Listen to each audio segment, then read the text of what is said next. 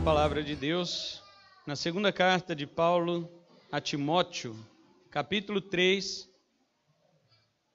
versículos 16 e 17.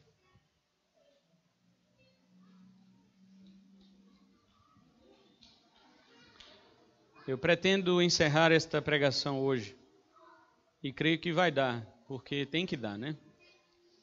Senão a gente não prega sobre os outros solas ali, né? Só estamos no solo Escritura até agora, mas vamos lá. Vamos ficar só na Escritura mesmo. 2 Timóteo 3, versos 16 e 17, diz assim: toda a Escritura é inspirada por Deus e útil para o ensino, para a repreensão, para a correção, para a edificação na justiça, a fim de que o homem de Deus seja perfeito e perfeitamente habilitado para toda boa obra. Amém? Os irmãos podem se assentar, muito obrigado.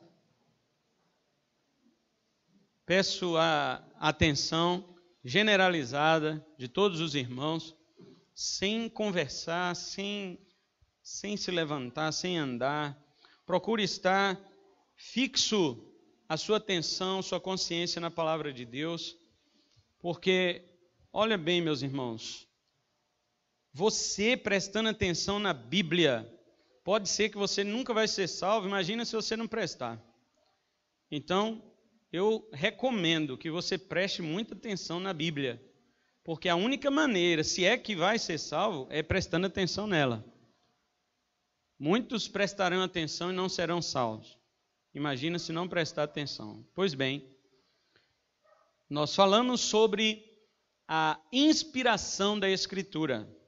Quando falamos sobre a inspiração da Escritura, nós dissemos que a inspiração significa que Deus soprou sobre os escritores bíblicos para que eles transmitissem as palavras que estão na Bíblia. Estas palavras são sopradas por Deus. Veja, nós lemos, toda a Escritura é soprada por Deus. Não são partes dela. Há pessoas, principalmente na ideia da teologia liberal, que diz que algumas partes da Bíblia que são as palavras de Deus, eles dizem a Bíblia contém a palavra de Deus, mas nós cremos que a Bíblia é a palavra de Deus. Se a Bíblia contém a palavra de Deus, então nós precisamos de um outro padrão para saber qual parte que é a palavra de Deus e qual que não é. E se a pessoa começa agora a dizer que parte que é de Deus e outra qual não é, então eu tenho que perguntar para ela de onde ela tirou isso, de que padrão ela assumiu isto, que a palavra de Deus, a parte X é a palavra de Deus, a parte Y não é. De onde ela tirou isso? Quem deu a ela essa autorização para fazer isso? Então, já que ele não tem, então nós ficamos com esta tese da teologia ortodoxa que diz a Bíblia toda é a palavra de Deus. Muito bem. Nós também falamos que a inspiração é verbal, plena e limitada. Verbal porque cada palavra da Bíblia é inspirada. Veja, não estamos falando que nossas traduções não contêm erros. Nossas traduções podem conter alguns erros de tradução, algum erro de entendimento do autor, do rapaz que traduziu, João Ferreira de Almeida, outros teólogos, enfim. Mas no texto original que foi escrito pelos autores bíblicos, Moisés, Josué, aqui no Novo Testamento, Paulo, Pedro, nada do que eles escreveram deixou de ser inspirado. Cada vírgula, cada acento. Jesus diz isto em Mateus capítulo 5, versículo 18, ele fala que até mesmo um tio, até mesmo um iode, que é a menor letra do alfabeto hebraico, a letra iode, ela parece uma aspa no português. Ela fica até por cima, assim, na linha. Ela não fica na linha, ela fica acima da linha, porque a menor letra que existe, Jesus diz, tudo isso está inspirado e tudo isso tem que se cumprir. Então, isso significa que ela é verbal. Significa plena que qualquer assunto que a Bíblia fala, ela é inspirada. Mesmo que este assunto não seja um assunto exaustivo. A Bíblia não vai falar tudo sobre tudo. A Bíblia vai falar o necessário sobre o que nós precisamos. E nisto ela é plenamente inspirada. E quando eu disse semana passada que a Bíblia é limitada, a inspiração é limitada, eu quis dizer que ela compreende de Gênesis a Apocalipse. Ou seja, não há mais inspiração além disto. Além dos 66 livros que compõem a nossa Bíblia, não há mais inspiração, por isso ela é limitada. Pois bem, hoje nós vamos ver então a autoridade da Escritura. Quando nós falamos da autoridade da Escritura, decorre naturalmente do fato da Bíblia ser inspirada. Se a Bíblia é soprada por Deus, automaticamente o que ela diz é autoridade, porque Deus é autoridade. Todas as palavras da Escritura são palavras de Deus, de modo que, se você desobedecer uma palavra da Escritura, você está desobedecendo a Deus. A Bíblia declara sua autoridade. No Antigo Testamento, os irmãos que leem a Bíblia devem perceber que no Antigo Testamento, os profetas, quando iam dizer uma palavra do Senhor, eles diziam antes, assim diz o Senhor. Quando ele coloca este cabeçalho na sua fala, ele está dizendo que o que ele vai dizer a seguir não tem erro. Estava conversando com um amigo meu hoje, que mora em Belo Horizonte, aliás, hoje também é aniversário dele. Digo também porque é do nosso querido presbítero Lorival e do nosso diácono César.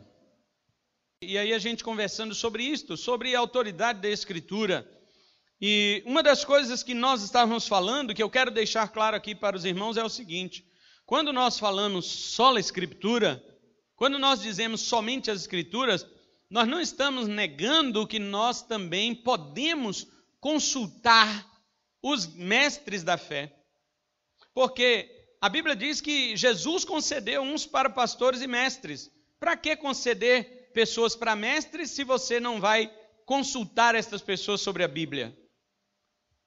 Quando nós dizemos sola Escritura, nós não queremos dizer nuda Escritura, que no latim significa sola Escritura, é somente a Escritura, mas não quer dizer que é eu e ela. Isto seria um entendimento errado do que os reformadores queriam dizer, do que o Lutero queria dizer. Quando Lutero, por exemplo, criticou a Igreja Católica por não considerar só a Escritura, ele não estava criticando porque a igreja tinha a tradição, que aliás ela tem até hoje, não é por isso. É normal uma igreja ter uma tradição, é normal uma igreja ter uma confissão de fé. A Igreja Presbiteriana do Brasil e outras igrejas reformadas têm a confissão de fé de Westminster.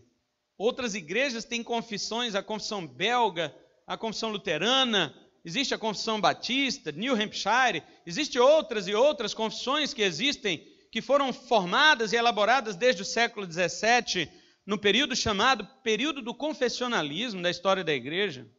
Não é errado você ter uma confissão de fé, não é errado você ter um livro de um pastor, de alguém que realmente é uma pessoa gabaritada para falar acerca da Bíblia, não é errado você ler comentários bíblicos, não é errado você buscar ajudas externas com relação ao entendimento bíblico. Quando nós falamos sola Escritura, nós estamos querendo dizer que somente a Bíblia é isenta de erros. Qualquer outra coisa que existe por aí, seja a tradição da Igreja Católica, as confissões das igrejas protestantes, sejam os comentários bíblicos, sejam as pregações, os estudos, ou qualquer outra coisa, tudo isso é passível de erro, menos a Escritura Sagrada.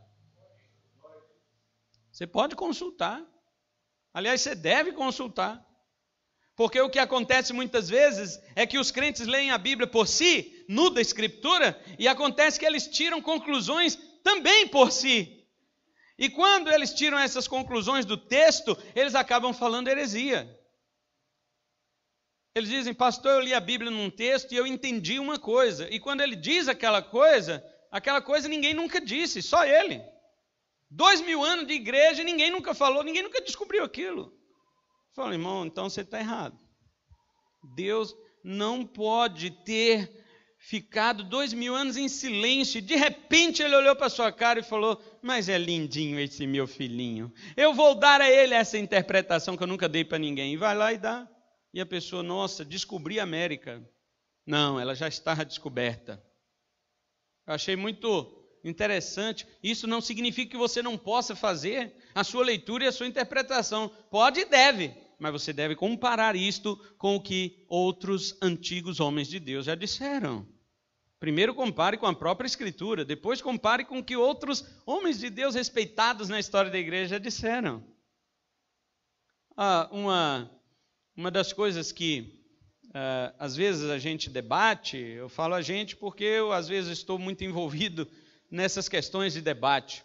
E quando nós debatemos, às vezes nós encontramos pessoas que se dizem teólogos, mas estão querendo já arrancar doutrinas bíblicas. Por exemplo, essa é nova, talvez alguns irmãos já sabem, eu citei ela aqui no estudo bíblico, mas hoje em dia está tendo uma onda de dizer que o batismo nas águas não é bíblico, que o batismo nas águas não é cristão, que o batismo nas águas não é válido e que o batismo nas águas não é doutrina.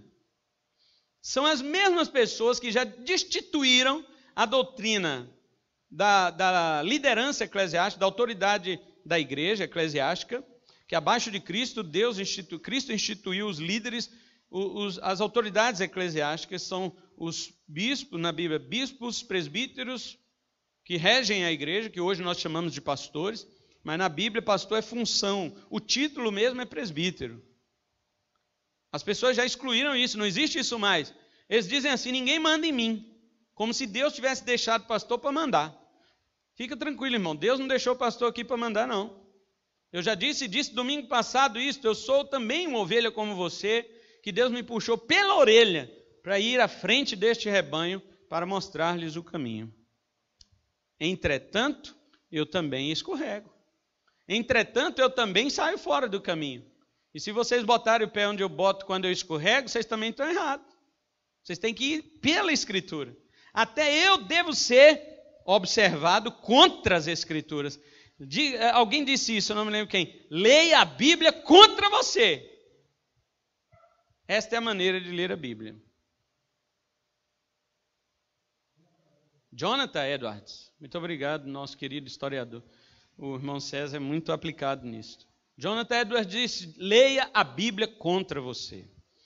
Por isso, meus irmãos, eu estou aqui para mostrar que sola Escritura quer dizer que somente a Bíblia tem autoridade final. Somente a Bíblia é inerrante, somente ela é inspirada. Mas isso não quer dizer que você não vai consultar os mestres da igreja. Uma outra coisa que eu conversava com meu amigo era sobre que, se a Bíblia é total daquilo que precisamos para a nossa vida eterna, por que então existe o dom de revelação? Por que existe o dom de profecia?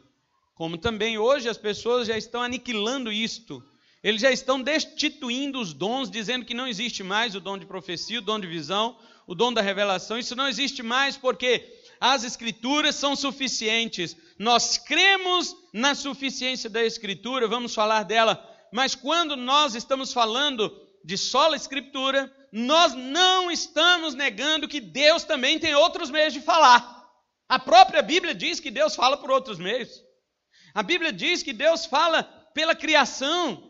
A Bíblia diz que os céus proclamam a glória de Deus e o firmamento anuncia a obra de suas mãos, Salmo 19, verso 1. E diz também em Romanos 1, verso 18, que a ira de Deus se manifesta contra a perversidade dos homens, porque aquilo que de Deus se pode manifestar é reconhecido nas coisas que foram criadas.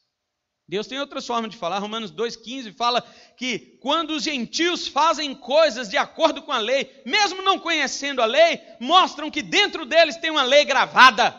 E esta lei gravada é uma maneira de Deus falar. Ninguém nasce ateu. Todo mundo nasce sabendo que Deus existe, porque Deus colocou isso. A pessoa, para ser ateu, ela tem que se transformar em ateu. Ela não nasce ateia. Portanto, quando falamos autoridade da Escritura, quando falamos sola Escritura, nós não queremos dizer que Deus não fale por outros meios. Tem pessoas que dizem, pastor, eu tive um sonho. Martin Luther King, eu tenho um sonho. Pessoas que dizem assim, pastor, eu tive uma visão. Pastor, eu tive uma revelação. Pastor, Deus me falou isso. Pastor, eu senti na minha mente que Deus falou isso e aquilo comigo. Muito bem, eu não vou negar, eu não estava lá, ué. Você não pode negar que a pessoa teve uma experiência dessa com Deus. E às vezes Deus está mesmo falando com ela, meu irmão. Nós não podemos negar as experiências. Quando dizemos sola Escritura, nós estamos dizendo que suas experiências não devem substituir a Escritura. Qualquer que seja ela. Ela pode ser a experiência mais absurda, a experiência mais cativante, a experiência mais mirabolante que você teve. ela deve estar cativa à palavra de Deus, submissa à palavra de Deus. Ah, mas eu sonhei que explodia o universo. Não interessa. Você tem que obedecer à Bíblia, não é seu sonho. Pode ter sonhado, pode Deus ter revelado, pode Deus ter falado, pode. Eu vou dizer que não, eu vou agora enclausurar Deus. Deus sabe o que Ele faz, Ele sabe a maneira que Ele vai falar com alguém. Eu vou dizer que não. A Bíblia diz que sim. A Bíblia diz que quando um profeta está falando e vem revelação para outro, o que está falando cala. Agora já pensou? Os caras, não, mas profecia é pregação. Se fosse pregação e Paulo mandasse calar, Paulo estaria indo contra ele mesmo. Já pensou Paulo pregando, um profeta levanta, eis meu servo. Paulo ia, fala Senhor. Não, cala a boca que eu estou pregando. Ué, pregação e profecia são duas coisas diferentes. Paulo diz em 1 Coríntios capítulo 14, versículo 29, que a profecia é uma revelação recebida e transmitida. É algo que vem carismaticamente, ou seja, vem pelo dom do Espírito Santo de Deus sobre a vida do indivíduo para que ele fale. Outra coisa que Paulo diz sobre profecia é que ela deve ser julgada pelas pessoas que estão na igreja. Quem ouve uma profecia não deve sair engolindo. Quem ouve uma profecia, ele deve avaliar. A igreja tinha que ficar de orelha em pé quando um profeta vem falando língua e profetizando no meio da igreja. Ela não podia ficar igual muitas vezes eu vejo os crentes. Eu falo isso porque a nossa igreja é carismática. Porque quando chega pessoas aqui e começam a falar em língua e profetizar, a gente já fica, ai meu Deus, Deus está se manifestando. Todo mundo tem reverência. Quando a palavra de Deus está sendo pregada, nem todos têm reverência. Aqui sim é Deus falando sem erro. Agora o cara profetizando, a gente tem que ficar atento para saber onde é que ele vai errar. Ai, mas está querendo procurar erro no cara? Tô, ué. Na Bíblia eu sei que eu não vou encontrar, mas nas pessoas eu encontro. E não vou engolir. Não vou e não tem que me faça engolir, irmão. E eu queria que você fosse assim.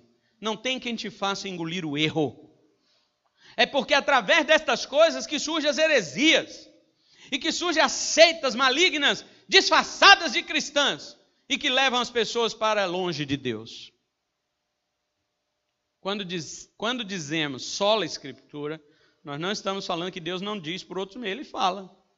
Mas esses meios devem ser sujeitos à Bíblia, devem ser avaliados e criticados pela Bíblia. E a Bíblia, ela é criticada só por ela mesma, por mais nada. Nada podemos contra a verdade, somente a favor da verdade. Então, autoridade quer dizer que qualquer coisa que a Bíblia diz, eu tenho que obedecer. A Bíblia mesmo, quando o profeta no Antigo Testamento dizia assim diz o Senhor, esta frase, se não viesse de Deus, este falso profeta deveria morrer. Deuteronômio 18 a 20 diz assim, quando o profeta falar em meu nome, vocês perguntarem, mas como saberemos que esta palavra é do Senhor? Então Moisés está dizendo, veja se esta palavra vai se cumprir. Se ela não se cumprir, o profeta falou com soberba, ele deve morrer.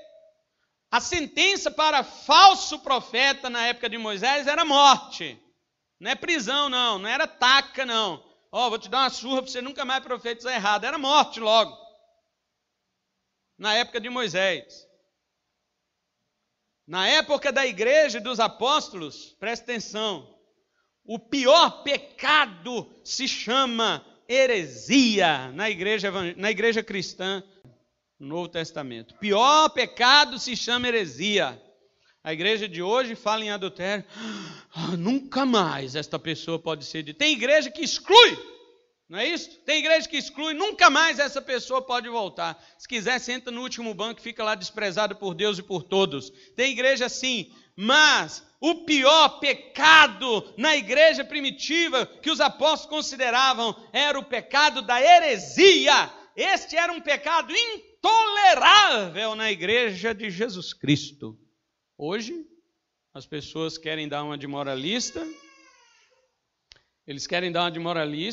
condenam os adúlteros, claro, todo pecado é pecado diante de Deus, mas condena de tal forma moralista, e quando chega heresia, ele engole. Quando chega heresia, ele não condena. E quando você prega aqui na frente contra a heresia, as pessoas dizem, mas você está julgando, você está falando mal das outras igrejas. Não estou, irmãos. Não estou falando mal de outras igrejas. Ninguém pode falar mal da igreja, porque a igreja é a noiva de Jesus. Nós denunciamos os falsos profetas com as suas heresias. E isso é bíblico. Nós temos que fazer. A igreja de hoje não sabe para onde caminha. A igreja de hoje não sabe para onde vai, porque ela não conhece a Escritura.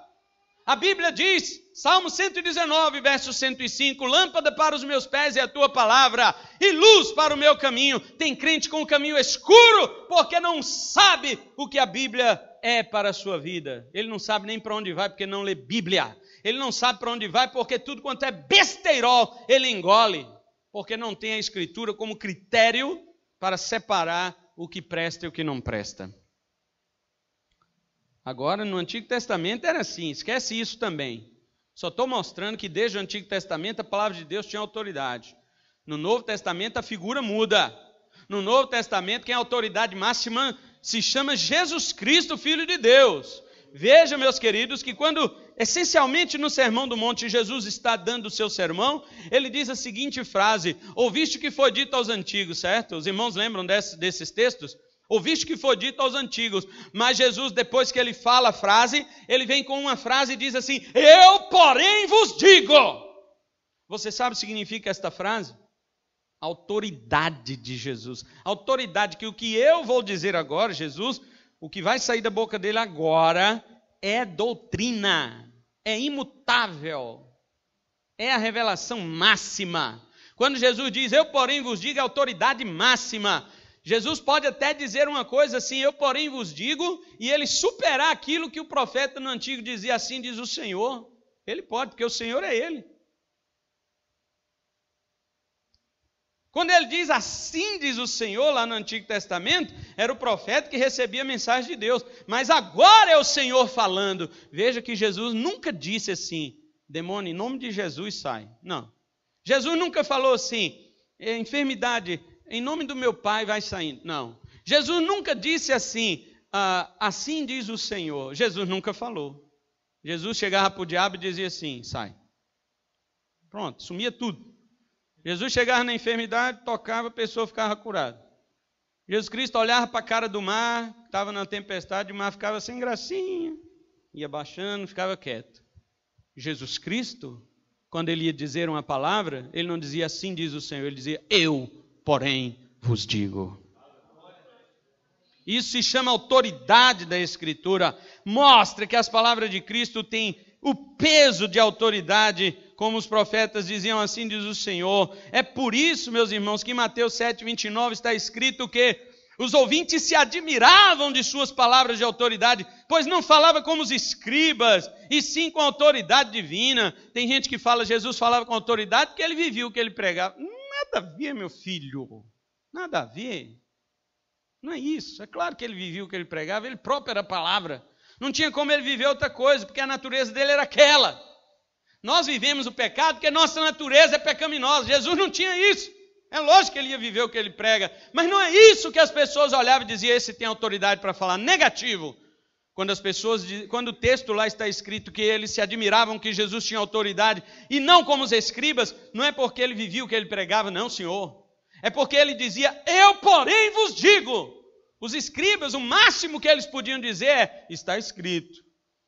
Está escrito na lei de Moisés, está escrito no Mishnah, está escrito no Talmud, está escrito nisso e naquilo. Mas eles não podiam dizer, eu digo e isto é verdade, porque a palavra de homem nenhum tem autoridade. Somente a palavra de Jesus. Então, quando Jesus dizia, eu porém vos digo, acabou a conversa. Não tem mais discussão sobre isso. Outra coisa interessante é que Jesus agora ele vai para o céu, não é? Jesus vai para o céu. E agora, quem é que vai falar eu porém vos digo, já que Jesus não está mais aqui? Os apóstolos. Por isso que não tem mais apóstolo. Esse negócio de que apóstolo em ninguém. Bobagem. Isso é bobagem, picaretagem. Não passa disso. Não pode existir, é impossível. Irmão, se existe apóstolo, então o que ele fala vira Bíblia. O que ele escreve tem que virar Bíblia. Esses caras não conseguem falar nem o que está na Bíblia. Eles não conseguem explicar nem o que está na Bíblia, ele vai falar coisa que vai virar Bíblia. Eles não conseguem explicar nem o que está revelado, eles vão ter revelação. Jamais vi tamanha besteira no meio da igreja de Jesus Cristo. E o que me espanta não é o surgimento desses cães que ladram nos púlpitos, não. O que me espanta é gente seguindo. Isso me espanta. Porque as pessoas se passam por carentes de religião e não carentes de Jesus. Porque se fossem carentes de Jesus, elas procurariam o que diz: eu, porém, vos digo, e não os lobos, e não os ladrões, os mercenários, e não os falsos profetas que se levantam em nossas igrejas, em nossos púlpitos, para enganar e tirar de você aquilo que é do interesse deles. Mas os apóstolos, negativos. Jesus Cristo falou muito bem com eles. Jesus disse em João 14, 26. Jesus disse em João 16, 13. Ele falou assim: olha, eu vou, mas o Espírito Santo, quando vier, ele vos fará lembrar de tudo o que eu vos ensinei e vos guiará a toda a verdade. Jesus disse toda a verdade. Toda a verdade. Toda a verdade procede do Espírito Santo que revelou aos seus apóstolos. Veja, meus irmãos, vamos ver se os apóstolos então reconheciam isso uns nos outros. Em 2 Pedro capítulo 3, verso 15 e 16, o apóstolo Pedro ele dá um testemunho das cartas de Paulo. Pedro diz bem assim: irmãos, tenham por longanimidade de Deus a grande salvação que ele nos deu, conforme escreveu o irmão Paulo nas suas cartas. Olha, Pedro citando as cartas de Paulo. Quer dizer, as cartas de Paulo já estavam em circulação nas igrejas quando Pedro escreveu 2 Pedro. E Pedro diz lá no capítulo 3, verso 15 e verso 16, ele diz assim: meus irmãos, esta salvação que o irmão Paulo escreve em suas cartas é difícil de entender, porque a maioria das coisas que Paulo escreve não é fácil de entender. Mas Pedro diz assim: os indoutos, os nécios, as pessoas que não têm inteligência espiritual torcem as cartas de Paulo. Agora olha o que Pedro diz no final do verso 16. Como também torcem as demais escrituras, as outras escrituras, para sua própria destruição. Presta atenção nesse outras. Quando Pedro diz que eles torcem as cartas de Paulo como torcem as outras escrituras, Pedro está colocando as cartas de Paulo no mesmo nível do Antigo Testamento, que era a escritura que eles tinham na época. Quando o profeta do Antigo Testamento, Isaías, Jeremias, Osés, Daniel, dizia: assim diz o Senhor. E Paulo escreve também, Paulo escreve bem assim, olha, isto digo eu, não o Senhor, também autoridade. Ele não está dizendo que o que o Senhor falou é mais importante do que ele vai falar. Ele está dizendo, digo eu, não o Senhor, porque isso que eu estou dizendo é o Espírito do Senhor que me manda dizer, e não o próprio Senhor que me disse. Portanto, tem o mesmo peso de autoridade. Tem crente, eu já vi crente falar: rapaz, você acredita em graus de inspiração, meu filho? Que conversa é essa?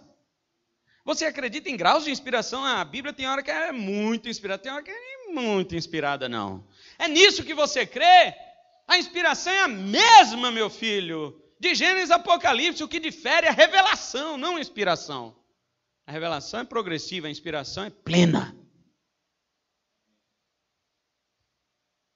Então, quando Paulo diz assim, digo eu, não o Senhor, ele está querendo dizer: o Senhor não falou nada sobre esse assunto, mas eu vou falar. E eu tenho o Espírito de Deus. E se alguém se julga profeta, saiba que o que eu estou falando é da parte do Senhor. Essa é a autoridade da Escritura. Jesus foi para o céu, mas os apóstolos ficaram aí. Até João. Depois que João morreu, o que vier depois disso é procedência maligna.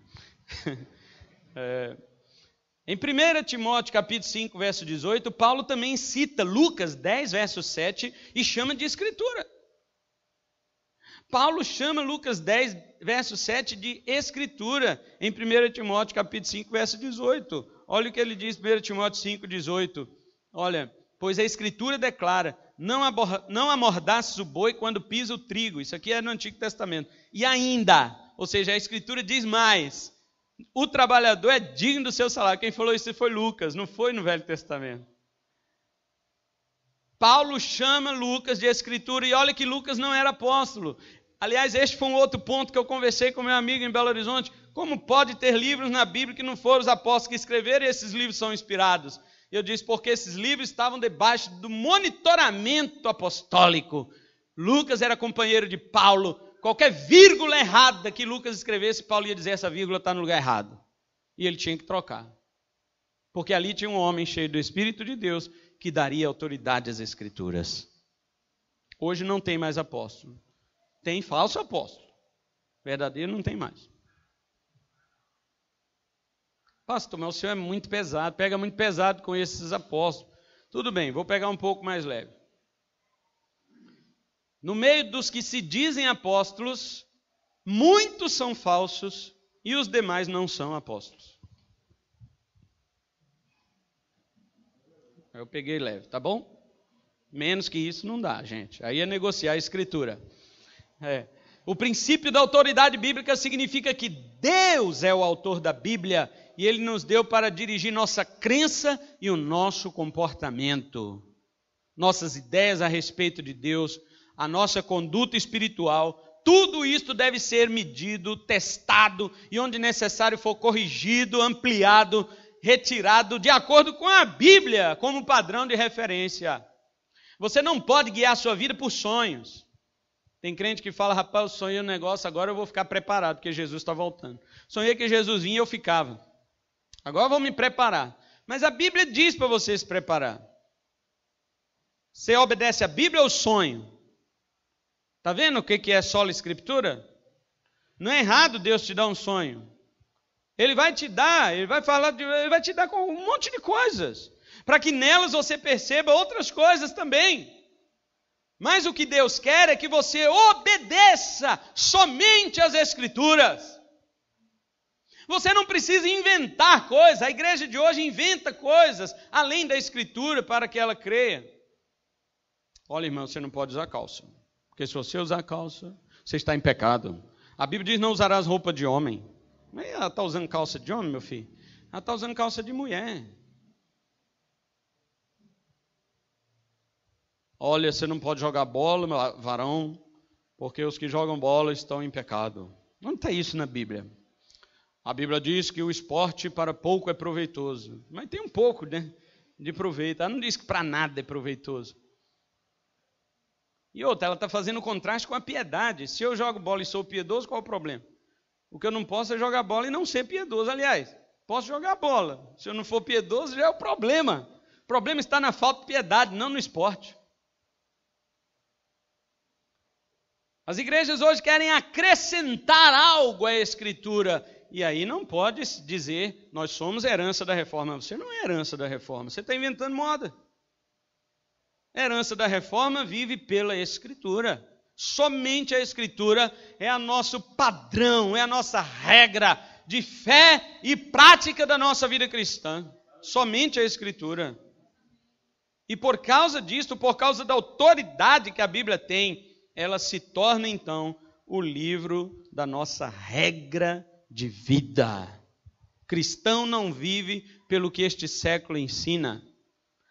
Há 500 anos atrás a ciência dizia uma coisa, hoje ela contradiz o que ela havia afirmado categoricamente há 500 anos atrás. Daqui 50 anos, não vou dar nem 500, daqui 50 anos ela vai contradizer o que ela manda você acreditar hoje. E tem crente que quer viver pela ciência. Ele diz, não, eu não estou negando a ciência tem seu valor, tem sua eficácia, mas a ciência, ela jamais pode substituir, ela jamais pode se igualar à palavra de Deus, porque o que Deus fala na Escritura é o Deus da ciência, é o Deus que inventou a ciência. E agora as pessoas que estudam a ciência, embora a maioria deles seja ateu, a maioria dessas pessoas não crê em Deus, estas pessoas estão estudando algo que Deus deixou aqui para que elas estudassem. Vai estudar sobre as minhas obras. E as pessoas vão e estudam, nós não cremos no Senhor, Deus só não tem problema, vai estudar o que eu fiz.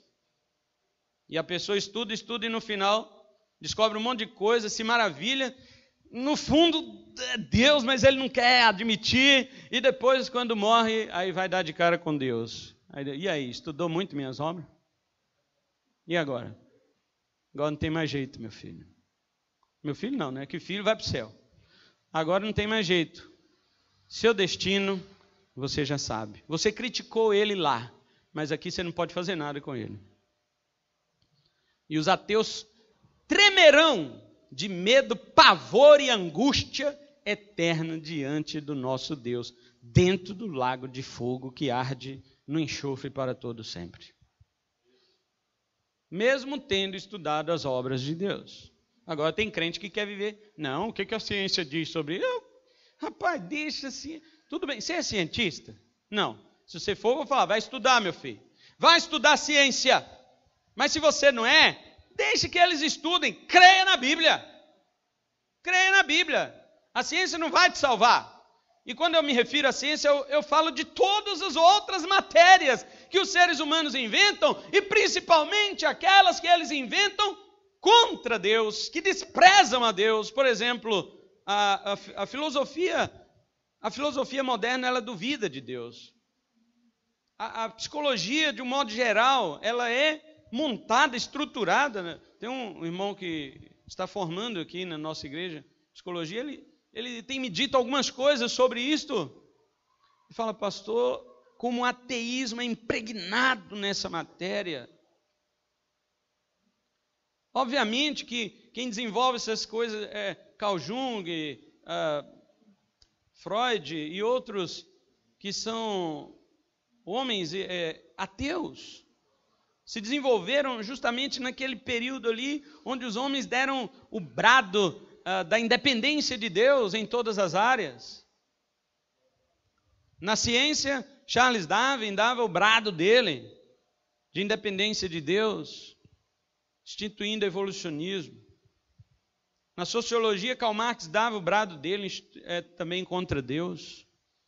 E na psicologia, Freud também dava o brado dele contra Deus. As três principais áreas do conhecimento humano da época, cortando suas relações com Deus definitivamente. Por isso que nessas matérias, você vai para a universidade, você encontra a maioria ateu. É por isto. Essas pessoas romperam com Deus desde sua raiz, desde sua origem. Mas você é crente, você vive pela Escritura. Você sabe que a Escritura provém de Deus. Deus está fora de tudo. Nada está além de Deus. Deus está além de tudo. Então Deus é o Deus da psicologia, Deus é o Deus da filosofia, Deus é o Deus da ciência, Deus é o Deus de tudo. Deus é o Deus de tudo. Ainda que pessoas neguem a Deus, elas estão dentro. Elas não podem estar fora. E todos esses tipos de estudo, de ciência, ou seja lá o que for, sociologia, filosofia, psicologia, ciência, evolucionismo e outras matérias que agora também estão sendo incluídas através da influência da sociologia, a pedagogia também, todo tipo de matéria, jornalismo, qualquer coisa que você vai fazer, tudo que você vai, medicina, tudo que você vai fazer, tudo exclui Deus. Mas se a Bíblia é inspirada por Deus, ela se torna autoridade para a sua vida. E se ela é autoridade para a sua vida, e você se diz cristão, aí que está. Porque se você disser, eu não tenho nada com a Bíblia, então não se diga cristão. Quando vier o BGE perguntar para você que religião você é, não tem nenhuma. Você não fala que é cristão, então. Porque as pessoas estão dizendo, sou cristão, sou evangélico, sou não sei o que, não é nada. Não crê na Bíblia, ele não crê em nada do que a Bíblia diz, e fala para o IBGE que ele é cristão. Isso não é nada. Ela se torna agora livro de sua regra de vida. Você é obrigado a obedecer, já que você diz que é cristão. As Escrituras, elas são suficientes para a nossa vida. O que significa que a Escritura é suficiente? Primeiro, Deus nos deu tudo que precisamos para a vida e piedade. 2 Pedro capítulo 1, verso 3. Segundo, não estamos dizendo que a Bíblia nos diz tudo que nós queremos saber sobre tudo, mas que o que ela nos diz, ela diz sobre tudo o que nós precisamos saber e sobre o que mais importa. Kevin DeYoung, essa frase. A Escritura não oferece informações completas sobre todos os assuntos, mas em toda a disciplina que ela trata, ela só diz o que é verdadeiro. Mesmo que a Bíblia não diga tudo sobre uma coisa, o pouco que ela falou é verdade. Isso significa suficiência. A Escritura é a voz de Deus no mundo. Ela tem autoridade e o direito de ordenar que corresponde a Deus. Por isso, nossos pensamentos e nossos padrões morais devem ser submetidos à Escritura Sagrada.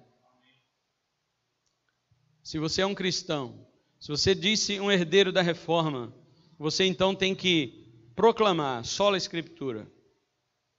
A Bíblia é inspirada, a Bíblia é autoridade sobre sua vida e você deve a ela obediência. Obediência irrestrita.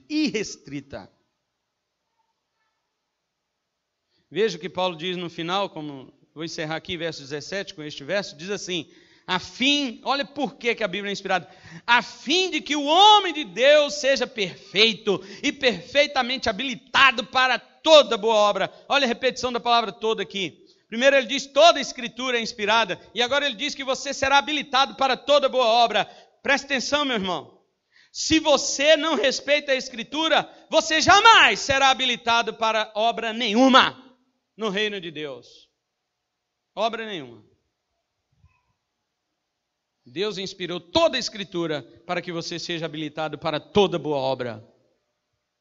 Se existe uma coisa da Escritura que você diz eu não concordo, você perdeu a habilitação para boa obra.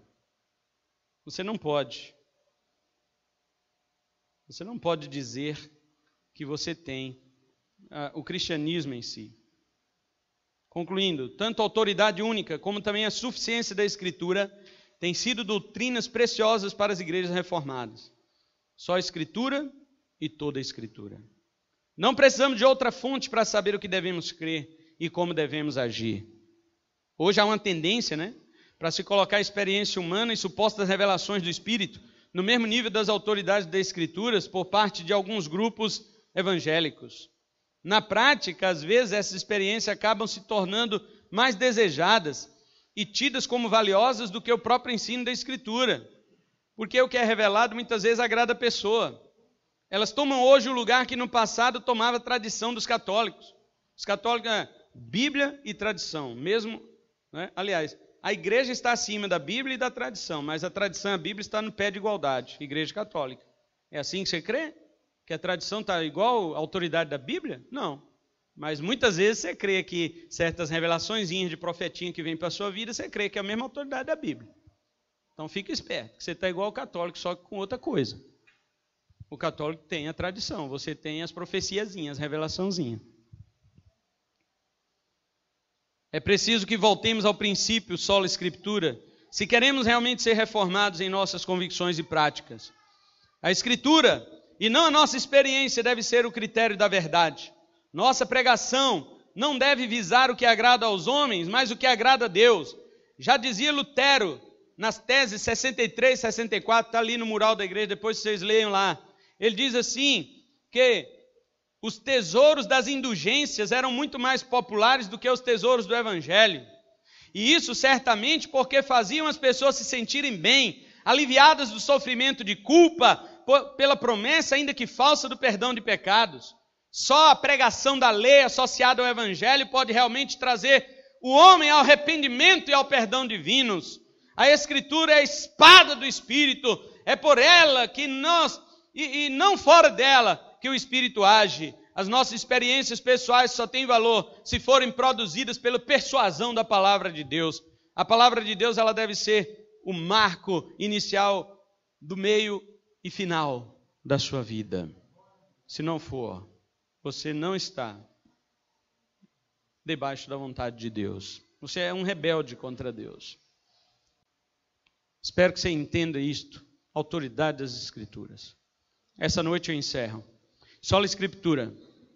Domingo que vem começamos sola graça. O segundo ponto da teologia de Lutero, em que ele bradava contra a Igreja Católica. Ei, vocês querem dizer que Deus dá a graça, mas o homem tem que dar uma ajudinha? Espera aí, como é que é esse negócio? Não. Somente a graça. Amém? Domingo que vem nós vamos começar a falar sobre sola graça. Hoje eu encerro sola Escritura, mostrando este valor inestimável da palavra de Deus.